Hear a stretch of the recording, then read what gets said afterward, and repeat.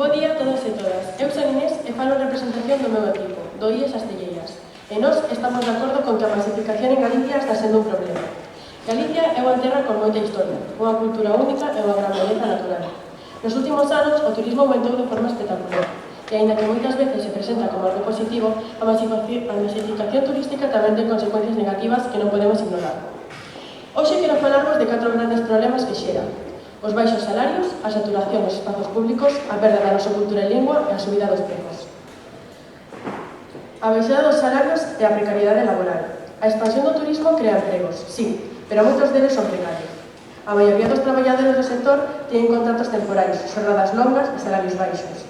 Ademais, a estacionalidade do turismo fai que moitas persoas só teñan traballo uns meses do ano, os de verano, dificultando a súa estabilidade económica.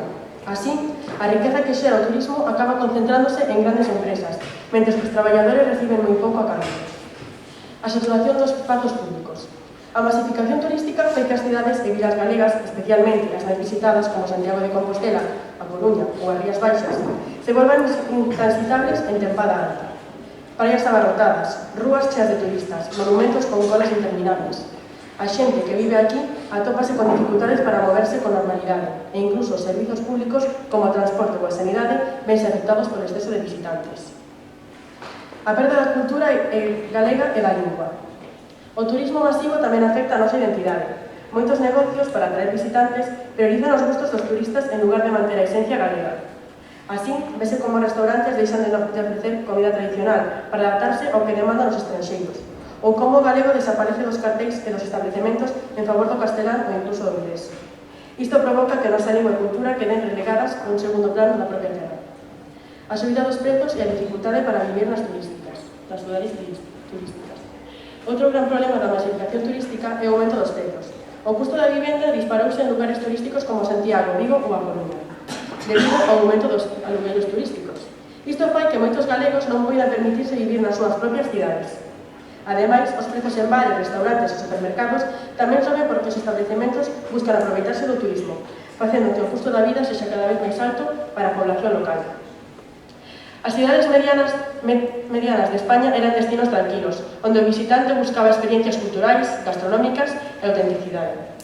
Un claro exemplo é as grandes cidades como Vigo, Santiago de Compostela e A Coruña, pero tamén os pequenos povos como Noia, Combarro e Ribadeo. Por exemplo, a familia da miña compañera Aitana é de Vigo e de Noia, e eles mesmos afirman o exceso de turismo na época estival e no Nadal en Vigo. Esta masificación causa unha subida de prezos nas bares. Os propios residentes non saen á rúa con tranquilidade, porque non se pode andar. Por exemplo, na Rúa Príncipe e o barrio do Cura. Sábese que é moi importante o Nadal en Vigo, pero non é o máis importante, xa que Vigo é unha gran fonte de pesca que ten o parto máis importante de España, pechando no 2004 30.000 toneladas. En resumo, o turismo é unha fonte importante de ingresos para Galicia, pero a masificación dos espazos públicos pode xerar problemas sociais, ambientais e económicos. Con todo, vou contar unha anécdota que nos pasou a nós. No verán, moitos dos habitantes das zonas turísticas vense moi perxudicados pola masificación que hai. Xa non son as praias, senón que tamén o transporte público. Nós mesmos vivimos esta experiencia nun bus de volta de Ares, no que estivemos alrededor de 20 minutos para subir, e cando conseguimos, o autobús estaba excesivamente cheo. De feito, aquí temos unhas fotos. Ademais do noso exemplo, o xornal Faro de Vigo conta co mesmo problema, xa en Pontevedra. O problema de transporte no autobús entre Cangas e Pontevedra foron denunciadas polos usuarios do servizo. O vehículo estaba saturado xa a primeira hora da mañá, e unha boa parte dos viaxeiros tiveron que ir a pé, pese a tratarse dunha área urbana. Isto perxudica moito aos habitantes, xa que o autobús é moi utilizado por eles para ir ao médico ou aos colexios. O turismo masivo representa unha ofensiva en varias frontes. Dispara o prezo da vivenda. Os alugueres comerciais tamén se están facendo incostibles para os negocios tradicionais e as molestias de todo tipo invaden o casco histórico. Segundo os datos do Instituto Nacional de Estadística, na súa enquisa de ocupación hoteleira, o indicador que os expertos consideran máis fiable, a cidade recibiu 95.691 viaxeiros en xuño do ano pasado. No mesmo mes de 2022 eran 87.640. O turismo é unha fonte importante de ingresos para Galicia, pero a masificación dos espazos públicos pode xerar problemas sociais, ambientais e económicos. Moitas grazas.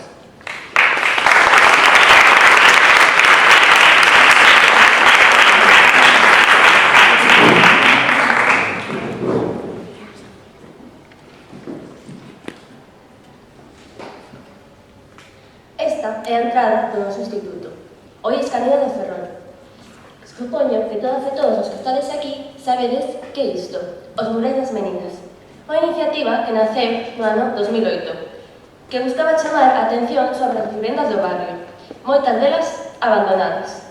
Hoxe é un foco de interese turístico, non só durante o festival, senón ao longo do todo o ano.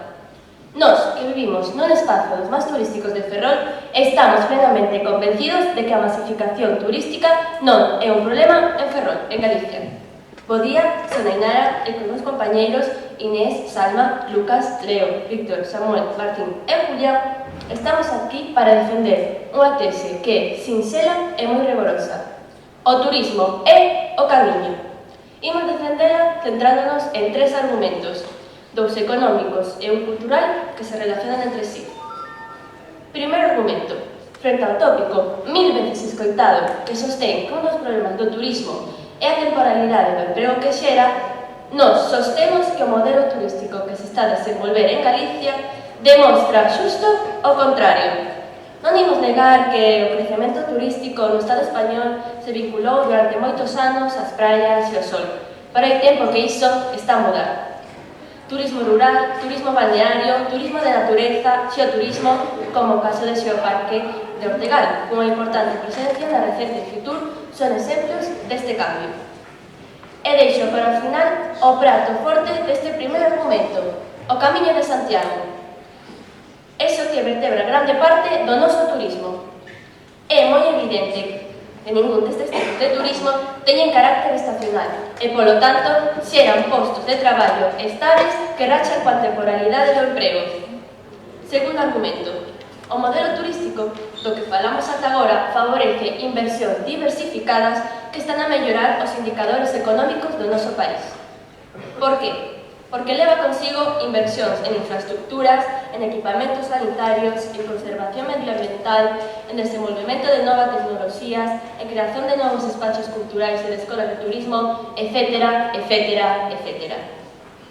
É evidente que a riqueza que está a xerar este modelo se espalla por moitísimos sectores que non están directamente relacionados co turismo. Pero é que, ademais, e iso parécenos importantísimo, este deseño, a contribuir na descentralización do turismo, por ende mellorar o equilibrio territorial, favorece a redistribución dos beneficios. E xa para rematar, un terceiro argumento de tipo cultural que recolle os dos primeiros, de estacionalización e diversificación.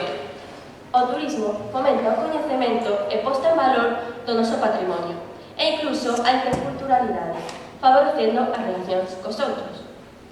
Dicía antes que o camiño vertebraba o noso turismo. Pois dicía mal. Non é o camiño, son os camiños. Basta fixarse un pouco neste mapa para ver como o noso territorio está percorrido por eles.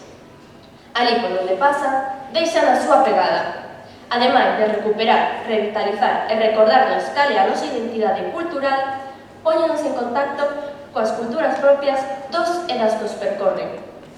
Frente á turismofobia, nós defendemos que as interaccións entre os turistas e os locais comprenden moito máis que unha simple transaccións de bens ou diñeiro. Tamén inclúe o intercambio de expectativas e cultura. Os diferentes tipos de turismo dos que falamos ata agora dirixen a súa multiplicidade de temas presentes na paisaxe. Configuración xeolóxica, vegetación, arquitectura popular e monumental, urbanismo, gastronomía, tradicións populares, etc., etc., etc. O turismo está a crecer e espallarse por todo o noso territorio. Aproveitemos esta oportunidade para medrar económica, social e culturalmente. Non perdamos este tren, porque o turismo é o camiño. Moitas grazas pola vosa atención.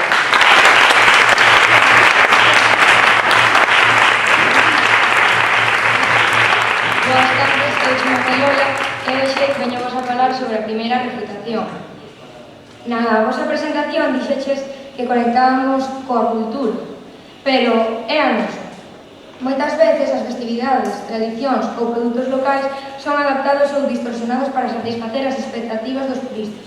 Isto pode facer que certos aspectos da cultura se convirtan en produtos para o consumo masivo, perdendo o seu valor original e a súa autenticidade. Por exemplo, algunhas festas poden ser reducidas a espectáculos para turistas, desvirtuando o seu significado tradicional e relixioso. Outro punto moi importante a ter en conta é a cultura e a lingua galega. Pouco a pouco, o aumento destes turistas na nosa comunidade estáse a provocar unha baixa cantidade de galego falantes. Isto quere dicir que cada vez hai menos persoas que falan o noso idioma oficial. Esta situación é un claro exemplo das consecuencias que ten a masificación en Galicia. Por exemplo, só fala galego a cuarta parte da xuventude galega, entre os 5 e 29 anos, que foi unha enquisa do IGE, que é o 27,83%. Titulares como do periódico El Salto Diario, que publica o 14 de 10 do 2024 o seguinte artigo: por primeira vez na serie histórica publicada polo IGE, o porcentaxe de falantes do galego baixo a metade ata chegar a situarse no 45,51% fronte ao 51,88% da enquisa do 2018. Mentres que o monolingüismo no castelán pasou en 20 anos, do 19,56% ao 29,20%. Sí? Gustaríame saber como relacionadas o número de hablantes de galego co número de turistas que acuden a Galicia. Pois isto ten que ver xa que en Galicia cando ven máis visitantes acostumámonos máis a falarles en español ou incluso en inglés, xa que están máis acostumados a falar neses idiomas. Por iso, pérdese a cultura do galego. Seguindo como iba, a lingua non é o único aspecto da nosa cultura afectado, senón que a gastronomía e as tradicións tamén están sendo prexudiciadas.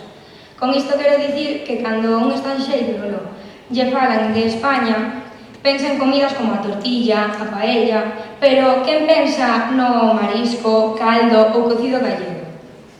Así como as muiñeiras non son tan coñecidas como deberían, mentres que as sevillanas son coñecidas en todo o mundo. O típico traxe de galego, vamos, que todos aquí sabemos como é. Pero en outros lugares de España, sí? Pero non pensas que as tanxugueiras que son un grupo de baile cantantes non son coñecidas por case toda España? Sí, é verdade iso, pero é o único. Entón, en Galicia todo o que temos non se ten en conta, só unhas cantantes moi recoñecidas. Pero só iso.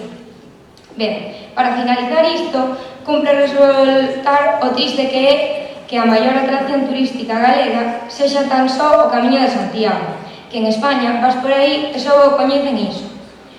Tendo en conta o gran número de lugares maravillosos que ten a nosa terra. Isto reafirmámoslo con artículos como o de Economía Digital Galicia, que di que algúns dos motivos para visitar Galicia son os baixos prezos nos sitios de hospedaxe comparados co resto de España, que estamos con 2000 km de costa para recorrer, as gastronomías consideradas as mellores do mundo, a altura musical, festivais, concertos e os baixos prezos nos supermercados, os máis baratos de España. Moitas gracias por escoitarme.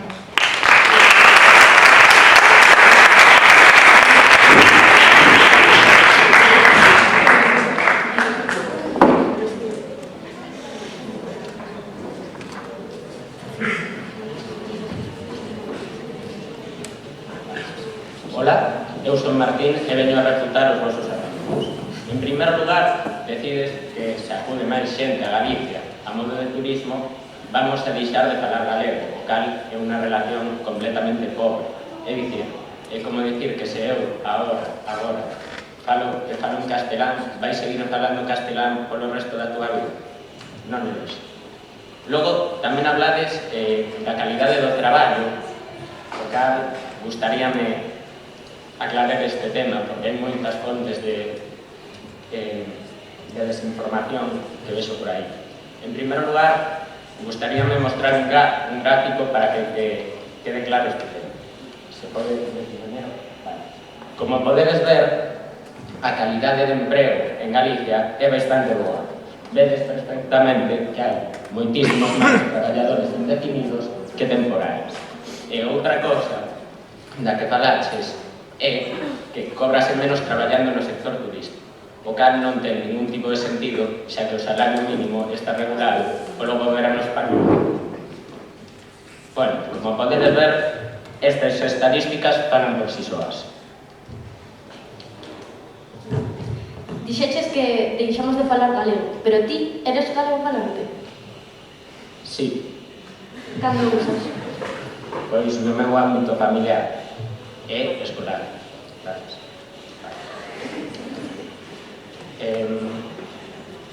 Falades de que o turismo só crea postos de traballo temporais, pero ocórreseme xa, a bote pronto, unha observación.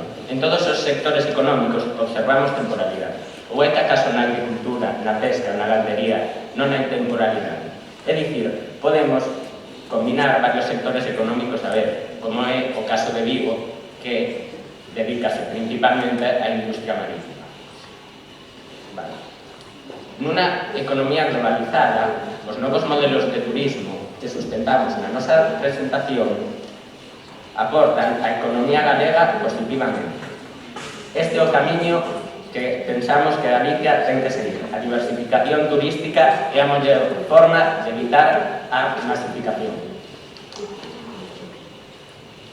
Outra cosa moi importante, que é un argumento de fuentes bastante dudosas, xa que identificar a suba de alugueres coa aparición de apartamentos turísticos é unha simplificación do problema, xa que se houvese unha legislación seria que favorece o aluguer a longo plazo ou facilitase un pacto de vivenda pública, o problema desaparecería completamente. Pero claro, é moito máis cómodo botar a culpa ao turismo. Dáselle moita importancia á economía e os postos de traballo, pero a importancia que ten a saúde mental dos traballadores, Que? Podes repetir? que se lle dá moita importancia á economía e aos postos de traballos, pero a importancia da saúde mental dos traballadores que están neste sector. A salud mental dos traballadores é perfecta, non entendo por que dis. Pero, según artículos do periódico como Faro de Vigo, afirma que na época estival os problemas de saúde mental incrementan. Como pode ser a fatalismo? O problemas de salud mental incrementase, claro que incrementase, pero non ten que ver coas xornadas laborais, xa que están definidas. Hai certos traballadores que están sobreexplotados. Estarán sobreexplotados, pero en calquera causa estarán sobreexplotados ilegalmente. Non ten nada que ver. A xornada laboral é sempre a mesma. Non tens por que estar máis estresado un día que hai unha xente que outro. Vale. Moitas grazas. Esta ha sido.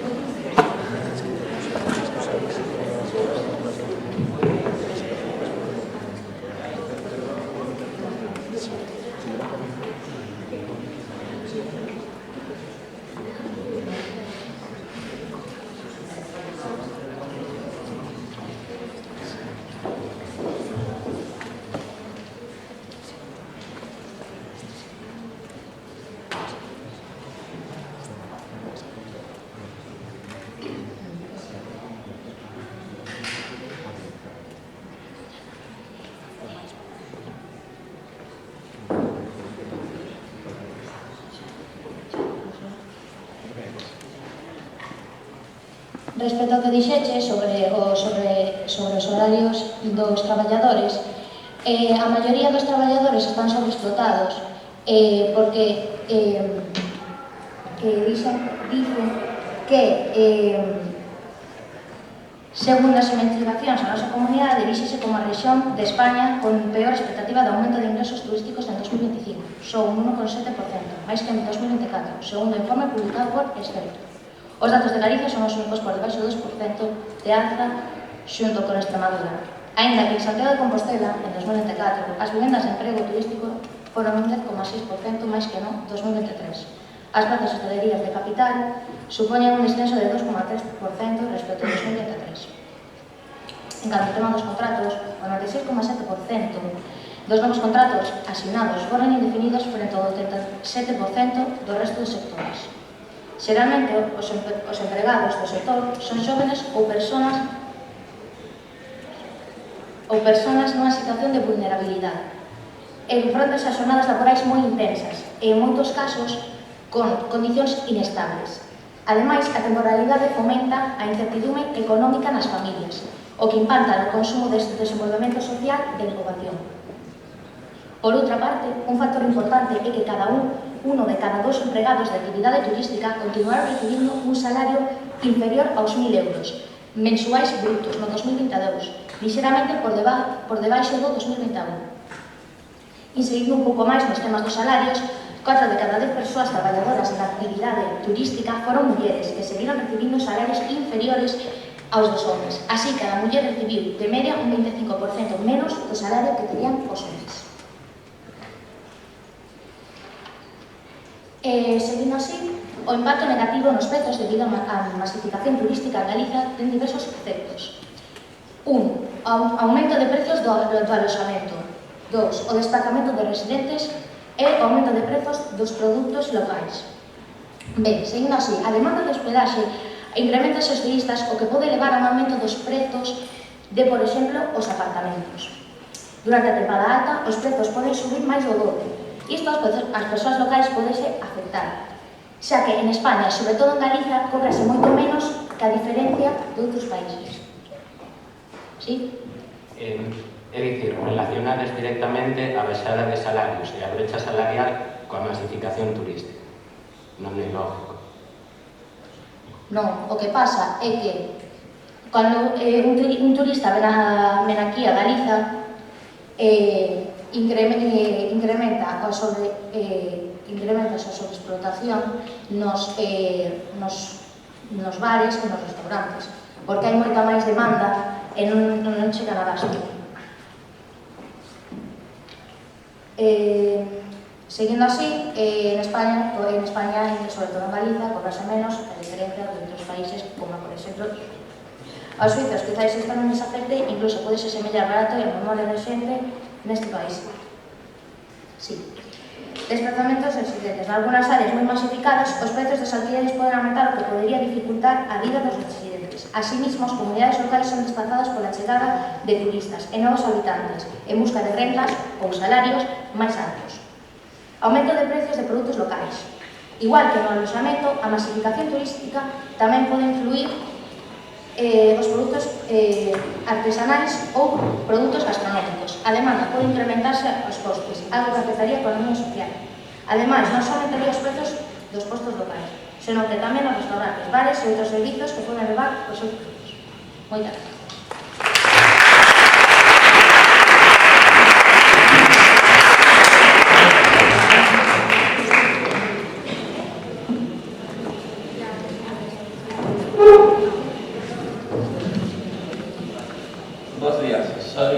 Son Julián, vengo a rematar a deixar claro que o turismo é o camiño.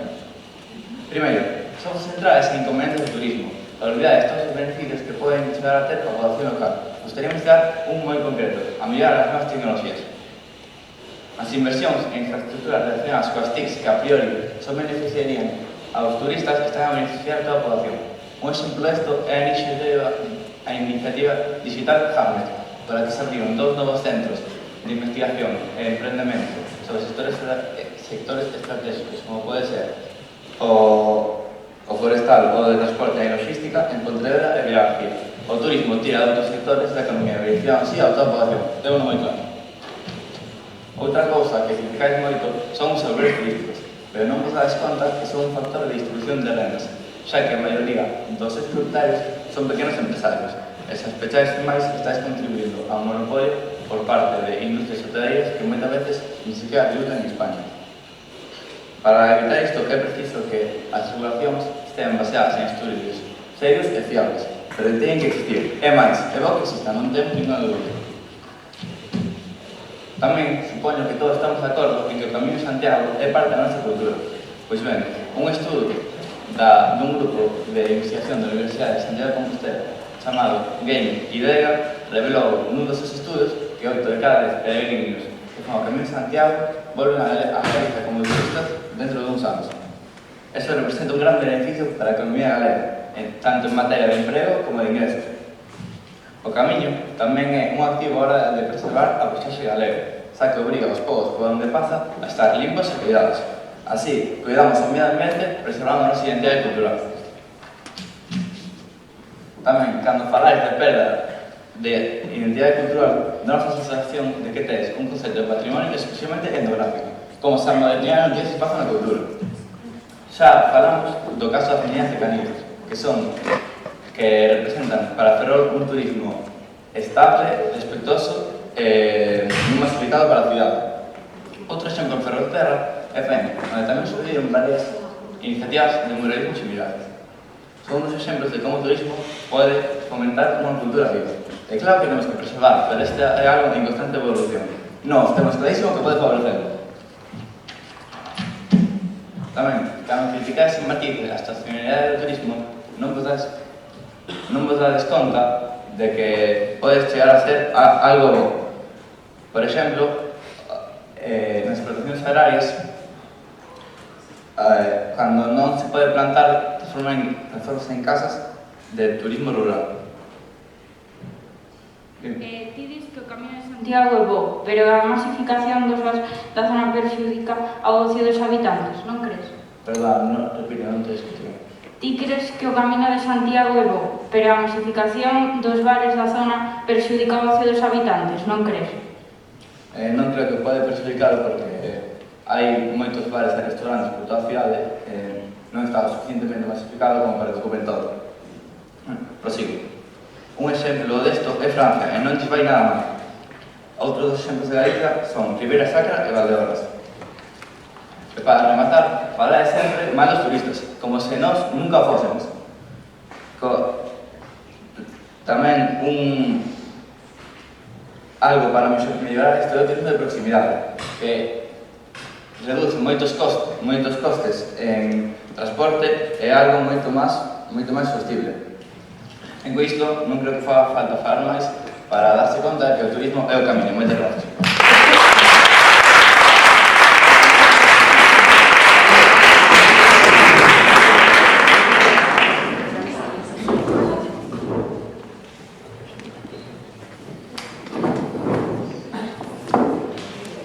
Boas tardes. Tras as intervencións dos meus compañeiros, estou convencida de que queda completamente demostrado que a masificación turística non é un problema en Galicia. Danos a sensación que tedes asumido como o propio discurso da turismofobia e considerades ao turismo como a orixe de case todos os males que está acontecendo no noso país. Os vosos argumentos pintan un carácter catastrofista que nos parece moi exagerado en os cancións tópico.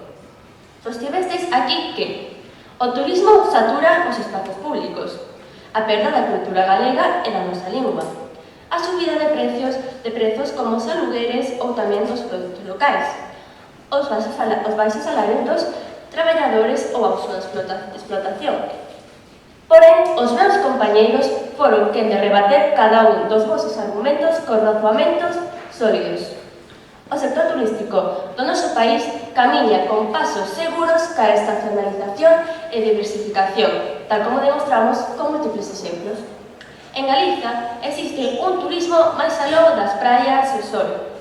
Recordade, ademais, do Camiño de Santiago, todos os novos modelos turísticos no que se falou a longo deste debate. Ecoturismo, enoturismo, turismo balneario. O turismo é unha forma de coñecemento, algo que parece desolvidar. Somos conscientes de que o turismo de masas, que é do que estamos a falar hoxe aquí, é un fenómeno relativamente recente e, como todo sector económico que se está a desenvolver, pode presentar desaxustes. Fronte a estes, a vosa postura é absolutamente negativa. Mentres, nós consideramos que a maioría destes problemas teñen solución. E máis, estánse a dar pasos moi ben encamiñados para remedialos. Pensade na regulación dos apartamentos turísticos, por exemplo. Vos turrades unha e outra vez nuns argumentos que nos parecen cando menos simplistas. O fenómeno do turismo de masas é un fenómeno de carácter global e Galiza non pode quedar á marxe. Temos que mirar cara ao futuro e aínda estamos a tempo de facelo de maneira sostible e rendible. Este tema, vouse en contra do turismo, recórdanos ao rei Canuto de Dinamarca, que, segundo a lenda, prohibiu as mareas, pero as mareas seguiron existindo. É o momento de ordenar o turismo para evitar futuros problemas. Non é o momento de demonizar. Rematamos este debate tendo esta idea cada vez moito máis clara. O turismo é o camiño. Moitas grazas a todos e a todas pola vosa atención.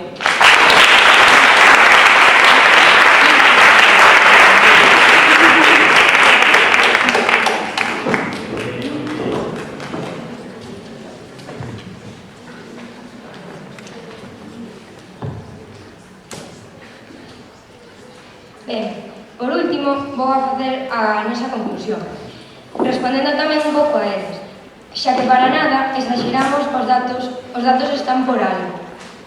Todo o que dicimos sobre a masificación en Galicia é verdade, están sacados de páxinas oficiais. Ademais, non somos turismofóbicos, xa que non estamos en contra dos turistas, senón dos malos turistas, os que non teñen respeto pola zona, que é moi diferente ao que dixeches. Ben, entón, despois de escoitar os vosos argumentos, aínda nos queda máis claro que a masificación turística é un gran problema na nosa comunidade, xa que, como dixemos anteriormente, os baixos salarios son unha realidade, ademais da perda cultural e da degradación dos ecosistemas. Tamén, a masificación turística en Galicia ten un impacto directo e significativo no medio ambiente, afectando dende a biodiversidade e os ecosistemas naturais, ata a calidade do aire e os recursos hídricos, aínda que o turismo é unha fonte importante de ingresos. A súa xestión debe ser sostible e regulada para mitigar estes efectos negativos. A implementación de política do turismo é responsable e a inversión en infraestructuras ecolóxicas son fundamentais para preservar o patrimonio natural de Galicia, mentre se promove o turismo de calidade. Tamén ten efectos negativos sobre o emprego, pero a vez mixtos, xa que por un lado crea postos de traballo, pero por outro aumenta a temporalidade, a precariedade laboral e a desigualdade entre as zonas turísticas e as non turísticas. A dependencia económica do turismo tamén fai que moitas localidades se vexan vulnerables a cambios na demanda turística. A xestión sostible do turismo é a mellora das condicións laborais, que son fundamentais para mitigar os efectos negativos sobre o emprego e garantir a estabilidade do mercado laboral no sector turístico galego. En resumo, o turismo en Galicia ten un potencial de ser unha forza positiva para a cultura local, promovendo a preservación do patrimonio e intercambio cultural. Pero non obstante, se non se xestiona adecuadamente, como é o caso, pode provocar a dilución das tradicións e a comercialización dos elementos culturais, o que podería ameazar a autenticidade da cultura galega. A clave está en atopar un equilibrio entre a conservación das tradicións e a apertura ao cambio cultural que o turismo pode ofrecer. Por último, non a masificación, queremos vacacións. Moitas grazas.